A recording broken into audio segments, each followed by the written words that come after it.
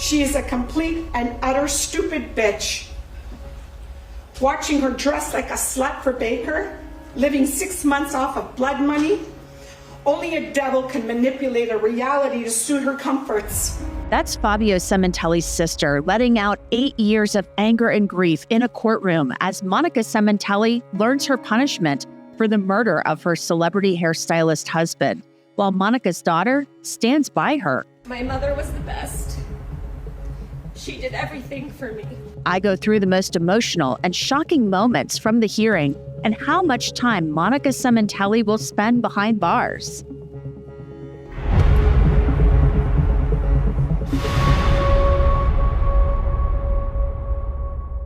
Welcome to Crime Fix. I'm Angenette Levy. Fabio Sementelli, he was loved by many, many people. He was a hairstylist in Los Angeles who built a business from the ground up and rose to the top of his profession, ending up as an executive at a major hair product company. He was married to his wife, Monica. They had 2 daughters, and he also had a son from his first marriage. But on January 23rd, 2017, Fabio Sementelli's seemingly picture-perfect life came to an end. 2 men went to Fabio's home where he was sitting in the backyard and stabbed him. One of those men was someone Fabio knew, Robert Baker. The second man was Christopher Austin, a friend of Baker's, who testified that he agreed to help his friend for money. But why would Baker and Austin do this? Prosecutors in Los Angeles County said it was all about money and a woman, Monica Sementelli, Fabio's wife. Monica was having an affair with Robert Baker, a convicted sex offender and former adult film star. Baker testified at Monica's trial earlier this year. I murdered him because I wanted her. Well, you kind of had her already, but not the way you wanted, or what? Absolutely. I didn't have her the way I wanted her. I wanted her. Now, the jury didn't buy Baker's story that it was all his idea, and they found Monica Sementelli guilty of planning Fabio's murder. This week, it was time for Monica Sementelli to learn her punishment for conspiring to murder her husband, the man to whom she was married for nearly 20 years and vowed to love till death do us part. And let me tell you, Fabio Sementelli's sisters, they did not hold back. They are angry and grieving. And this was their chance to let Monica know how she has destroyed their lives. But before I get to what they had to say, I'll start with Monica Sementelli's lawyer, Leonard Levy, who started by asking for the most lenient sentence. Without Mr. Baker, this terrible murder does not occur. Without Ms. Sementelli, I believe it still could have occurred and would have occurred. She had no direct, obviously, contact with her husband. Their background speaks for itself, despite the unfortunate end which occurred in terms of their relationship. And as far as I'm concerned, this case does not happen, this terrible murder does not occur without Mr. Baker coming into her life, in which she obviously has suffered and will continue to suffer the consequences. It was a choice she made, a terrible choice, and the results we know. Obviously, she has no prior record or history, unlike Mr. Baker. So we'd ask the court to impose a less serious sentence of 25 years to life as opposed to life without parole, which I believe the court does have the discretion to do. So Monica's lawyer, he wanted a sentence of 25 years to life instead of life without parole. And as you can imagine, the DA had something to say about that. This case was about the ultimate betrayal. This was one that I'm sure Fabio Sementelli never could have imagined in his wildest nightmares was coming. That his wife was literally plotting his murder with her lover. It's an absolute betrayal, not only of Fabio Sementelli, the victim in this case, but of her children, who have been brainwashed by her lies and her deception. And that's their choice. They're adults now. If they choose not to face the truth, that's on them. But we're here to do a job. We've done our job. The jury did their job. And we're here to hold the defendant, the main player, the heavy in this case, responsible for her actions.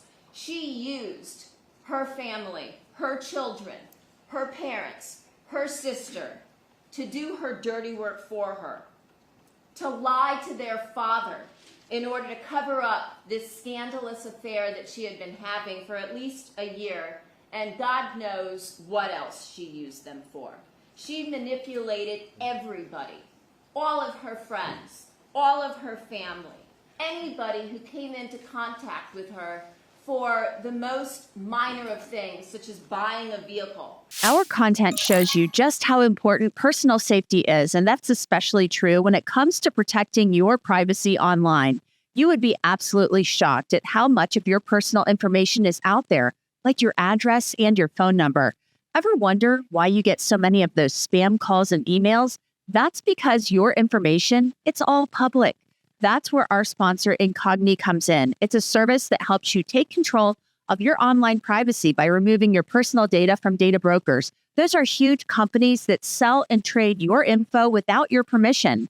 Incogni actually found more than 50 brokers with my information, and here's the kicker. These data brokers, they actually have to remove you from their database if you ask them to. Now, you're probably thinking, Angenette, who in the heck has time to contact a data broker? Well, that again is where Incogni comes in. They contact these companies for you to get your online safety back. You do not have to do a thing, and then they alert you after the request has been completed.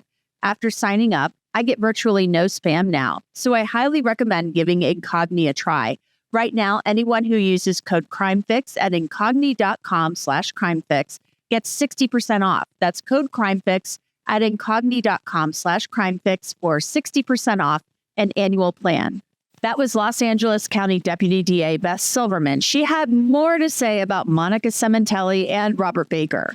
What we have in this case, just to be clear, although I think it was very clear through the trial, was the fact that this defendant and Robert Baker are a perfect match.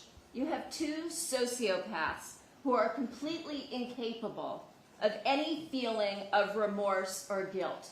Then it was time for family members of Fabio Sementelli to speak, including his niece by marriage. As Fabio's niece, I have lived almost a decade with unimaginable grief, betrayal, and pain. I am here not only as a family member who loved Fabio deeply, but also as a colleague in the hair industry who witnessed his brilliance firsthand.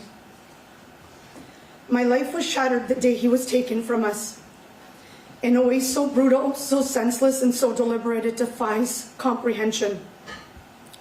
On January 23rd, 2017, almost 9 years ago, life as I knew it ended.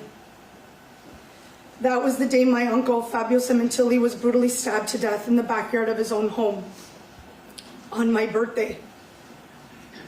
The same home where he had built a life, raised a family, and welcomed people with open arms. And the same home where his wife, Monica Sementelli, the woman he trusted more than anyone, conspired to have him murdered. Fabio Sementelli was everything his killer, Monica Sementelli, is not. He was kind, he was loyal, he was generous, he lifted people up, he didn't destroy them. He led with integrity, he loved with his whole heart. He made people feel seen, valued, safe, and inspired. Fabio brought joy, wisdom, and light to the world and everyone around him. Monica Sementelli brings darkness, manipulation, deceit, destruction, and death. Fabio gave his entire life to building others up. Monica spent years secretly tearing his life down. Fabio was loved. Monica is despised. Fabio Sementelli wasn't my uncle by blood, but he was my uncle in every way that truly mattered. He was family. He taught me to believe in myself, to chase my dreams, and to build honest relationships. He showed me the importance of family, family created through friendship, through work, and through love. He taught me about an industry he loved deeply. Fabio Sementelli's family is in so much pain, living without him and then waiting all of these years to see some sort of accountability. While we see pain from some family members, from others, we see anger and the feelings of betrayal. Here's one of Fabio's sisters, Loretta Piccolo. I stand before you as a sister whose life was shattered by unimaginable betrayal. I am filled with pain, bitterness, and heartbreak. On January 23rd, 2017, my brother Fabio was ambushed in his own backyard, stabbed multiple times. One of those wounds pierced straight through his heart. They silenced him, held his eyes closed, covers his mouth, and he never stood a chance. And the person responsible wasn't a stranger. It was the woman we had welcomed into our family for over 20 years, his wife, Monica.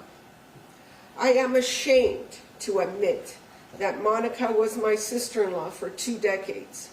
We treated her like family, and she betrayed all of us. That day, she told Fabio she was going out to get dinner and left the front door unlocked so that her lover and accomplice could enter the home.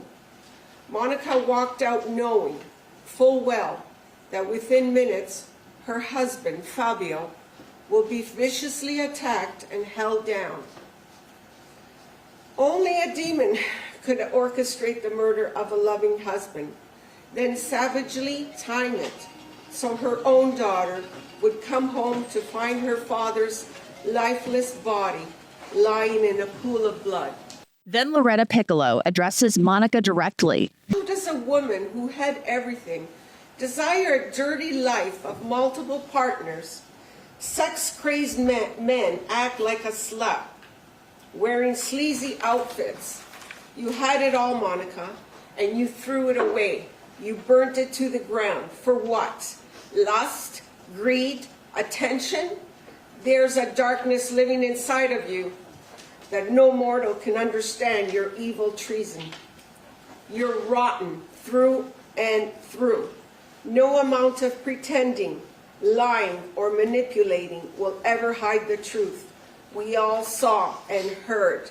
She is demonic for the merciless crime on my vulnerable, defenseless man. Loretta's tone changes when she ends her statement by paying tribute to her late brother. Fabio's strength was his presence, steady, warm, unforgettable. He had a bold, radiant force that drew people in and made you truly feel seen. His laughter was the soundtrack of every room he entered, deep, joyful, full of life. You always wanted to be near Fabio, because wherever Fabio was, that's where the party was. I miss him more than I can ever express. I want to thank him for being the greatest brother, the heart, the soul of this family. We will never stop speaking his name. I love my brother Fabio. We share childhood memories and laughter that only siblings who had truly adored each other know. I could call him at any time. He'd answer. How are you, my beautiful sister? He would make me laugh. It's all the little things he did that left a mark on my heart for him. And he should still be with us today. My heart is permanently broken. He mentored people across the world. He gave without ever expecting anything in return. I am forever proud of my brother, especially when people from all over the globe share on how Fabio changed their lives, how his kindness, wisdom, and generosity left a lasting mark. As Fabio grew older, he held a broken family together with strength, laughter, and love, never once complaining. My brother was so excited to turn 50 in 2017, and it is agonizing to reminisce of the 50th birthday celebration that never happened. All he wanted was to go to Pebble Beach. How can I ever forget this deceit? How will I ever heal?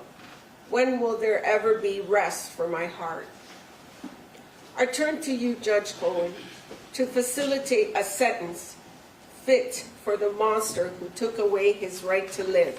Then it was Fabio's other sister, Morella's turn to speak. And I want to apologize in advance if some of my words may offend. Now, let me tell you, Monica Sementelli, she did not hold back.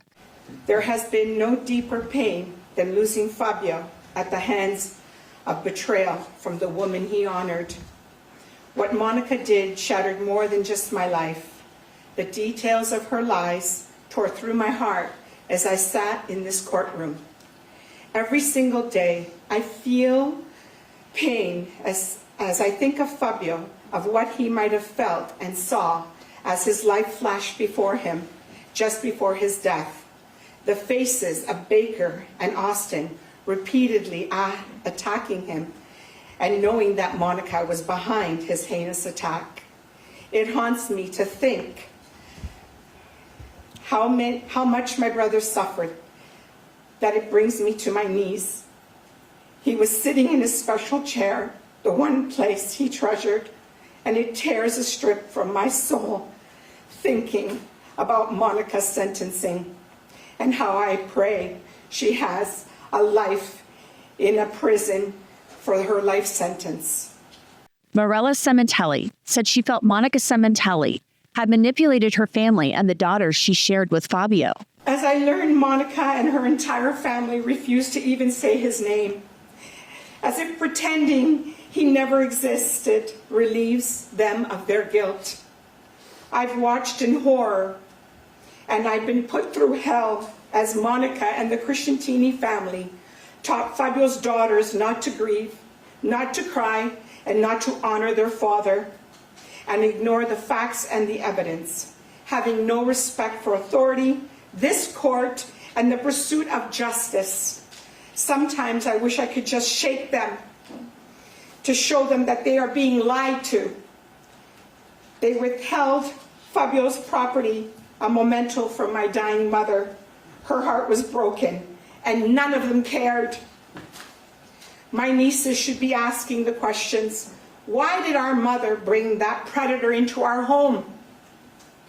Why did she let him sit at our home table? Why did she let him sleep in their father's bed? They should have been fighting to uncover how their mother could be capable of something so vile. Monica destroyed their foundation, their sense of truth, and their ability to grieve.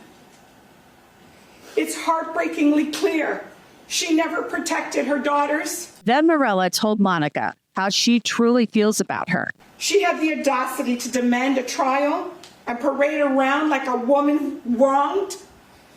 And in the end, she exposed not only her shameful affair, but the truth of the kind of mother she was.